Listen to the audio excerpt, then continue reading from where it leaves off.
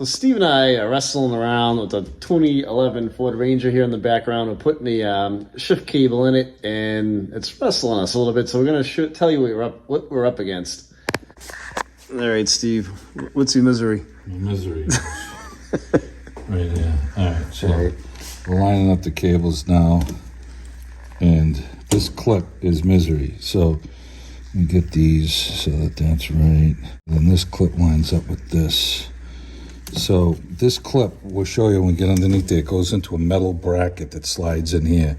And you have to bend these ears back very gingerly. Now, if I'd known this clip was there, I would have bought a new one at the dealer when I bought the shifter cable. So I'm lining everything up so that it goes right back into the holder.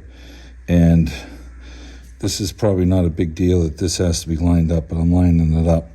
So I'll get my grooves here lined up with this center point right here, which is this, and this plastic has to slide, off of this, and I sprayed it with penetrating oil, so we'll transfer this over. Now, this slides into the transmission bracket like this, and then these little clips you have to bend back, and somehow they didn't break for me, both of them.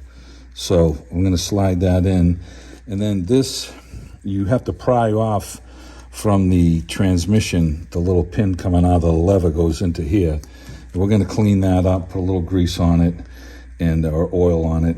And then when you push down on this clip right here, that will lock this in from sliding.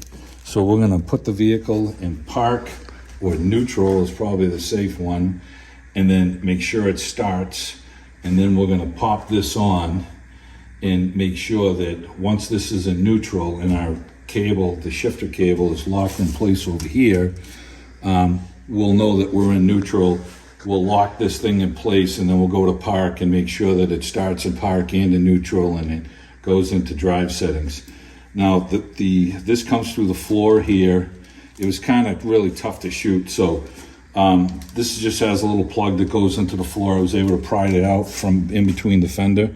Once we get this cable back in place, we'll roll under it and we'll show you how everything locks in place, and then you'll get it.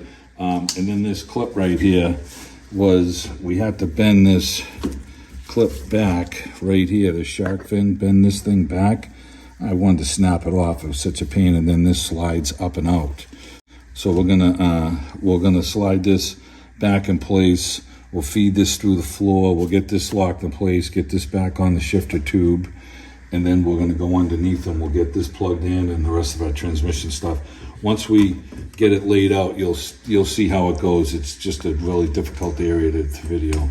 So the way this shifter cable gets routed is you can see it poking out of the firewall, and it's going to go down along the firewall right there, kind of clips in. You can see the clip on the firewall, and then it goes behind right there, and that's how that clip goes together next to the transmission.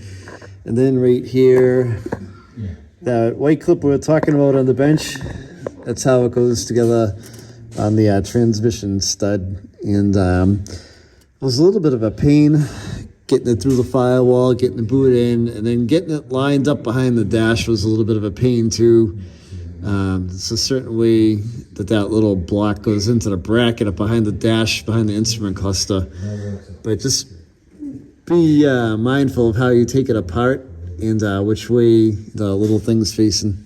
Snap this thing in place. This is what moves around for your adjustment. So we got the cable, started off in neutral and got it adjusted. And then you can lock this plastic piece down, and this is what locks it from sliding.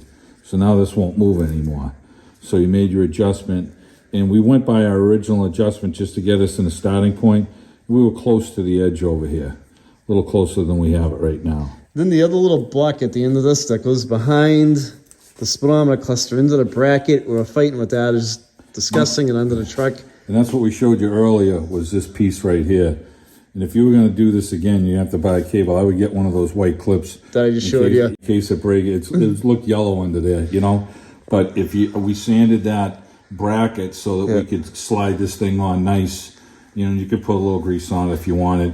We put some penetrating oil in here, And we actually, to get this to pry on, we had a pry bar behind the lever, and then we had one on the front here, and it's pretty solid, and just pried together, and then it snapped right on. So this little block right here, this is what I was just trying to talk about. This was the hardest point. This is a pain. This goes behind the cluster. There's a bracket that you take it out of. And then, like, this rough spot was the opposite way of the opening. It's facing the firewall. It's kind of facing the firewall. And so this thing has to go in, and then this locks in place. Yep. And when we were putting it in, for some reason, the cable was trying to twist on it. So we're trying to twist it and then line it up into the sleeve, and it was. We found that, like, so what we did is, when we had the column dropped, I was looking through the top of the steering column, and I could see my hand kind of pushing it into place. So that made it a little bit easier, right, Steve? If we were going to do this again, and you snake this thing down in place, you have to kind of get this down in place and pull this behind the O2 sensor wire over here. But I would probably leave it floating and then catch this in, because as you're turning, this whole cable's twisting. But see, the weird thing is this moves. Right. So that wasn't stopping us. Nope. But it was just difficult to twist this thing and then try and line it up. And it's not a very wide sleeve right here. And the metal bracket, it slid right into it like that. But he has to go in one way for the locking clip to catch. Yeah, there's a little hole on it. You'll see it. That was a pain. That's it.